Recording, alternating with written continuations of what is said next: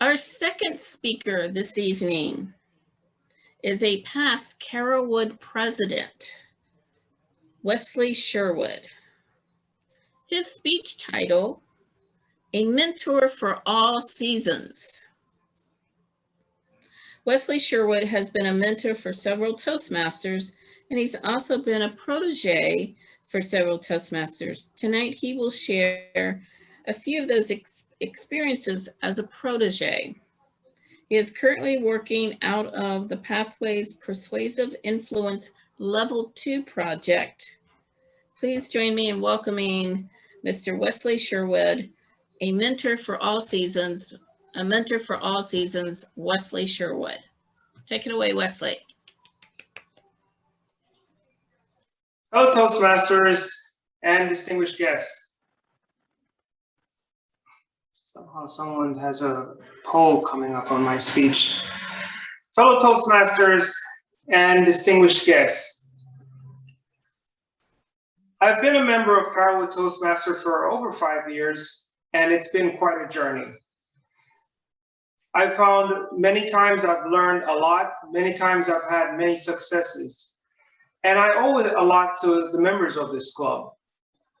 I'm very thankful that one day I had stepped into the library over at Jimmie Keel and found this club where I just stuck my head in and thought, well, I'll just give it a try. You know, I was nervous just going into the meeting, let alone thinking I was able to go up to the front and speak. As I said, I base my success on the members of the club. You put into the club what you get out of it. But there are certain members of the club that really stood out and really helped me along my journey. So tonight, I wanted to show my gratitude to 3 members of the club.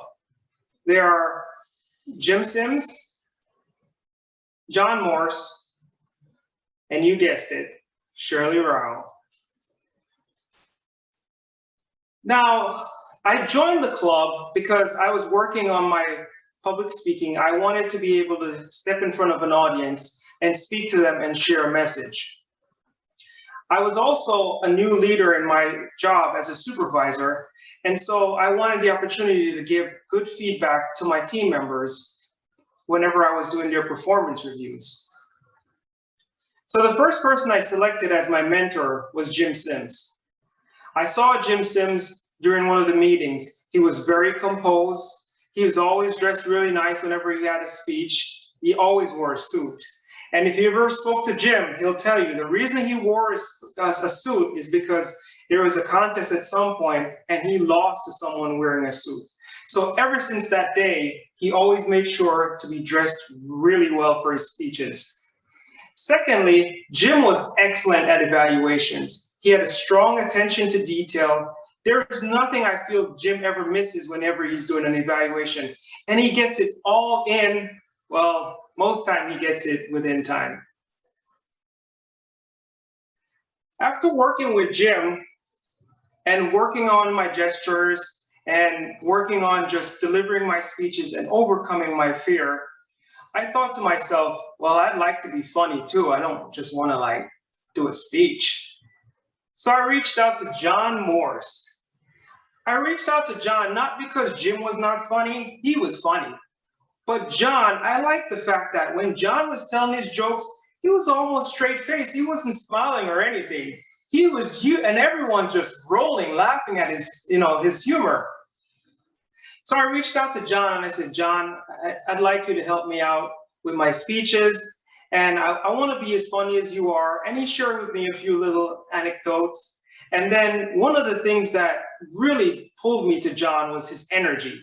John always starts out his speeches like, this is the most exciting thing he's ever done all year. And then he also would remind me to make sure to end my speeches strong as well. As my journey continued, I learned more and more about different members of the club. And I would say my first Toastmaster buddy was Shirley. Our birthdays are literally a day apart. I kid you not.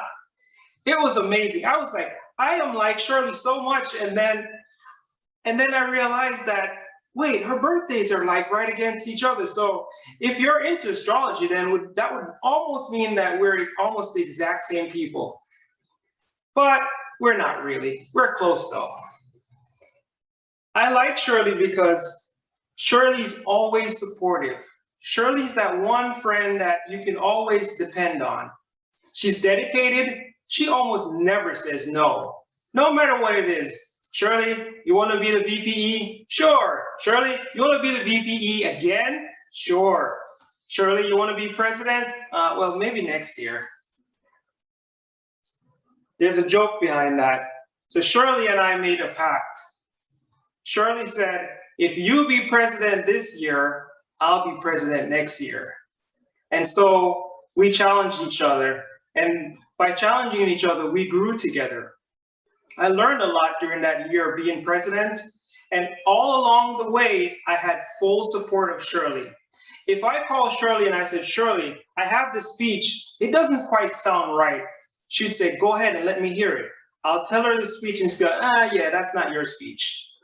That's something that somebody else would have delivered, but that's not your speech. And sometimes she would almost leave me hanging like that. And I'm sure, like, Shirley, what do you mean? And she would say, well, what you need to do is you need to put some humor in it.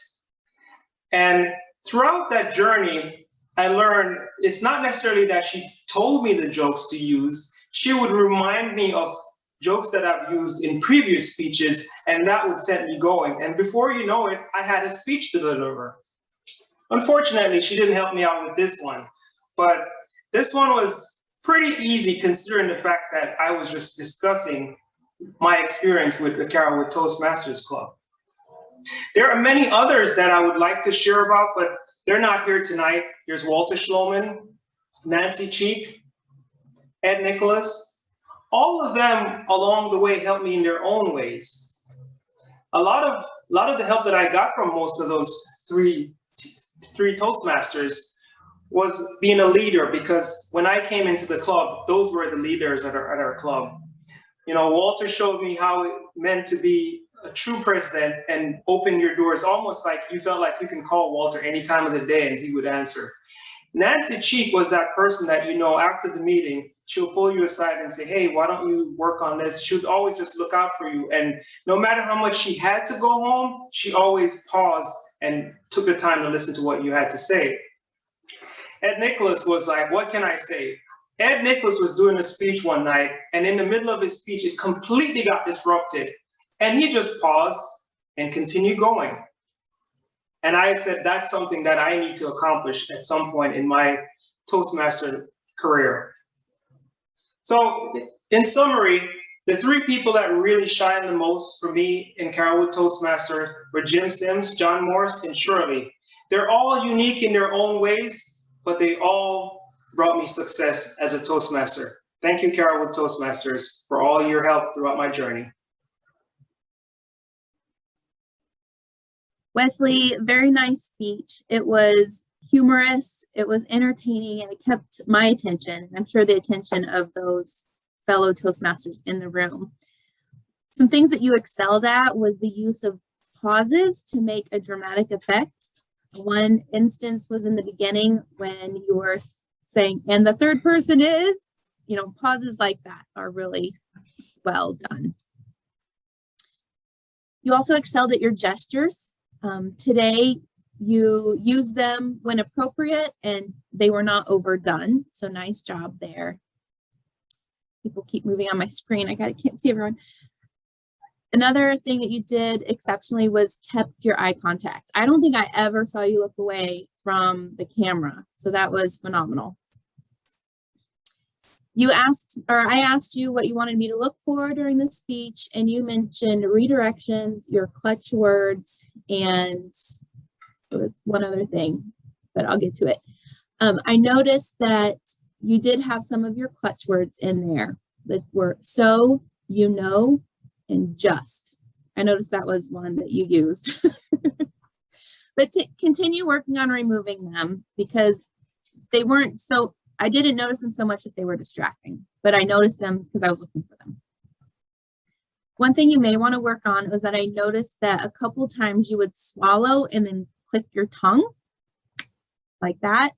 So maybe be conscious of that. Take a sip of water if it's because your mouth is dry, like sip right before you begin. One other thing to work on that was just, I was like waiting for it and then it didn't happen, was I wanted to hear you impersonate Shirley. I was waiting for that, like high pitch. Yes! It didn't come. I was disappointed. So definitely consider when you have dialect to use the person's voice. It would have been hilarious. And I don't think anybody would have been offended by it. Then to challenge yourself, just one, I guess simple thing would be for your audience awareness, include additional ways that the audience could be included. I feel like Jim, John, and Shirley, like they were engaged the whole time because you were talking about them. What is he going to say about me next? But the rest of us, bring us in too. Like, have you ever thought of asking one of these three to be your mentor? If you are looking for help in these areas, maybe you could ask Jim or ask John, and then just kind of bring us in that way. And then one thing to take it to the next level. I watched you again, like give speeches over the year, and I have seen your body language relax with this speech. Yet I noticed when your body language is more stiff, you have less of your clutch words. So to take it to the next level, keep that relaxed body, yet remove those clutch words that you have. Fantastic job, very entertaining and humorous speech. Thank you for sharing.